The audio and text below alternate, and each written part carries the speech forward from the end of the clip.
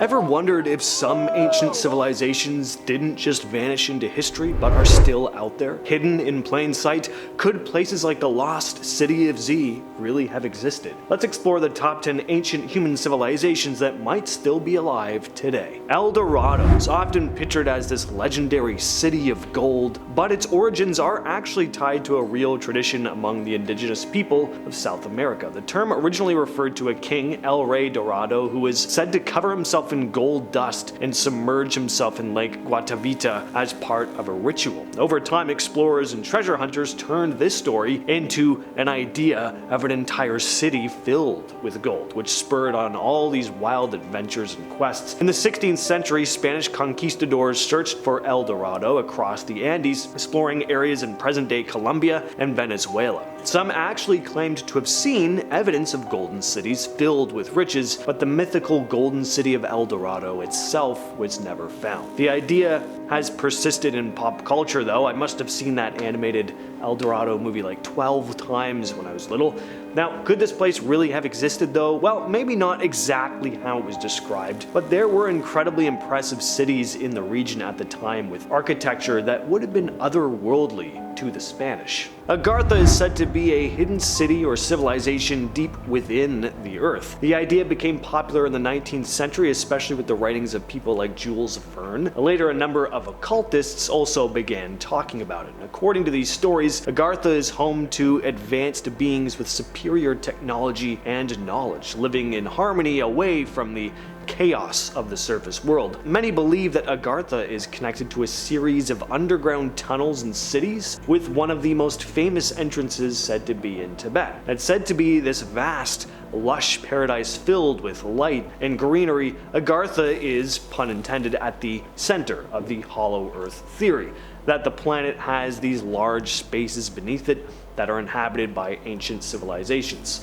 Agartha is also sometimes associated with spiritual teachings, claiming that its inhabitants have mastered enlightenment and hold secrets to the universe. Some conspiracy theories even suggest that world leaders have access to this place, possibly even coming from there. Along with the enlightened, more human-like beings, Agartha is also said to be home to malicious reptilians who've been sneaking to the surface, disguising themselves as humans and integrating themselves into our society in prominent positions in politics in order to control us from the inside. The legend of the lost continent of Mu is said to be a massive landmass that existed in the Pacific Ocean and supposedly sank beneath the waves thousands of years ago. Mu started being talked about after a book by British author, engineer, and inventor James Churchward, who claimed to have discovered ancient tablets that described Mu as a highly advanced civilization. And according to him, Mu is home to millions of people with impressive cities and incredible technology, and that the people of Mu were responsible for a lot of the ancient cultures around the world, like those in Egypt and Mesopotamia. Basically, that they spread their knowledge before their continent was lost. Now, today, Churchward's theories are mostly considered pseudoscience, but there are some people who believe or are just fascinated by the idea that there might be remnants of Mu submerged underwater, and there have been expeditions to try and pinpoint where it could have been. There are even those who think that underwater structures like the Yonaguni Monument in Japan could have been part of Mu. The mythical city of the Caesars is said to be hidden somewhere in the Andes Mountains of South America, a magnificent city filled with riches and advanced technology ruled by powerful kings, very similar to El Dorado. The legend became popular in the 19th century with a number of explorers claiming that they'd heard tales of this city from locals, and according to the stories, the city of the Caesars is filled with gold and precious gems. Some stories even say that the kings never aged there and have all this secret knowledge about the universe. Some believe that the city might be protected by natural barriers or perhaps even magical forces, making it nearly impossible to discover. There are tales of expeditions that have gotten close but ultimately failed to find it. Thule. Now, this is a term that's appeared in ancient texts, often referring to a distant northern land. The Greek explorer Pytheas Massalia mentioned Thule in the 4th century BCE, describing it as a place of extreme cold, possibly located in the Arctic regions. Some scholars suggest it could refer to locations like Iceland, Greenland, or the Shetland Islands.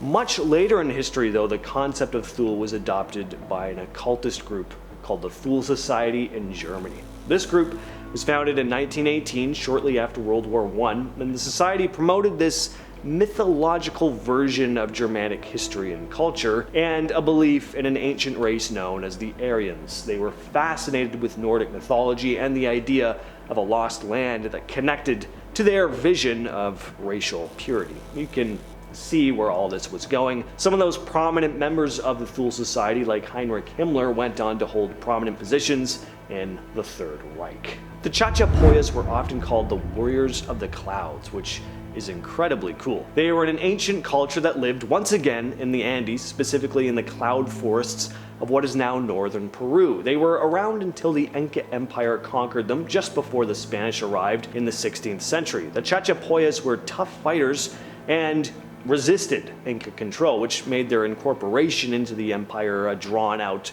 brutal process. Now, most of what we know about these folks comes from the accounts of Inca chroniclers and Spanish conquistadors, so the info is pretty biased. Other than that, though, we do have some archaeological evidence, like ruins, pottery, burial sites, which tells us a fair amount about them. One of the most impressive sites is Cuelap, a fortress with these massive stone walls and buildings. Sadly, by the 18th century, though, their population had been greatly reduced, mostly thanks to the impact of Spanish colonization. The Chachapoyas had a unique culture, and even though they were absorbed by the Incas, traces of their heritage can still be found in modern indigenous people in Peru. Some locals still hold on to traditions and customs that may have been passed down from the Chachapoyas. Hyperborea is a legendary place from ancient Greek mythology described as a paradise far to the north, somewhat similar to Thule. And according to the myths, the Hyperboreans were a race of giant, peaceful people who lived in this ideal land where the sun, surprisingly, even though it was so far north, shone 24/7. It was said to be a place free from war, sickness, and all the troubles that plagued the rest of humanity.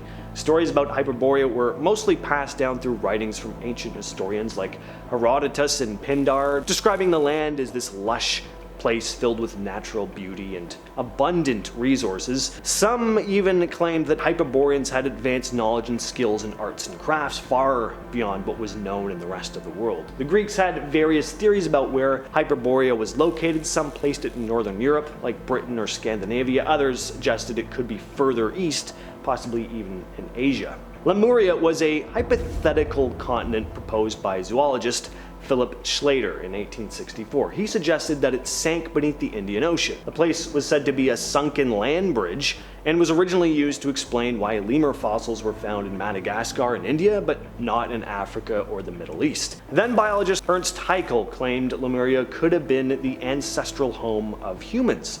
Over time, Lemuria started being written about by occultists, especially Helena Blavatsky, who integrated it into her mystical beliefs. Once plate tectonics became a known thing, though, the sunken land bridge of Lemuria became an outdated theory, but there are remnants of this theory that are still around in certain conspiratorial circles.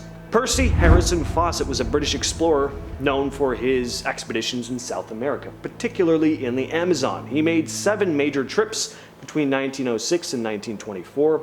He was generally well received by the locals, who said he was a pretty respectful man, which is nice to hear about an explorer from that part of time. In 1908, Fawcett traced the source of the Rio Verde, and as he continued to explore these uncharted territories, he began speaking about a lost city he called Z. He'd heard legends about this sophisticated civilization that once existed in the Amazon, and he believed that remnants of it could still be found. His theories were partly based on a document known as Manuscript 512, which detailed an ancient city with ruins, statues, and hieroglyphics discovered by a Portuguese explorer in the 18th century. After serving in World War I, Fawcett returned to Brazil. He was determined to find this lost city of Z, and in 1924 he embarked on his final expedition with his son Jack and friend Rayleigh Rimmel. The last message from Fawcett was sent on May 29, 1925. After that, they vanished. The Royal Geographical Society declared them lost in 1927. They were never found. Atlantis, a legendary island first mentioned by Plato. According to Plato, Atlantis was a powerful naval empire that existed over 9,000 years before his time, ruling huge territories until it attempted to conquer Athens. This angered the gods, leading to Atlantis sinking into the ocean. Now, is Atlantis just a work of fiction, Or could there be more to it than that? Some scholars think that there may be elements of the story that were inspired by real events. Ancient disasters could have contributed to this myth of a lost civilization that sank. Throughout history, there have been countless interpretations of Atlantis. Some ancient philosophers viewed it as more of a metaphor for arrogance and the dangers of imperialism. Others just believed it to be a straight-up factual event. Prantor, an ancient Greek philosopher, claimed that Egyptian priests had evidence of its existence. Now, over the centuries, a number of locations have been theorized for Atlantis, and it's anywhere from sites in the Mediterranean to Antarctica. Real or not, though, it's hard not to say Atlantis isn't still alive to this day. It might sound a bit corny, but the myths and legends about it, the conspiracies about its existence, kinda keep it alive in a way. With all that said though, I've been your host James, and I'll catch you, yes you specifically, in the next video.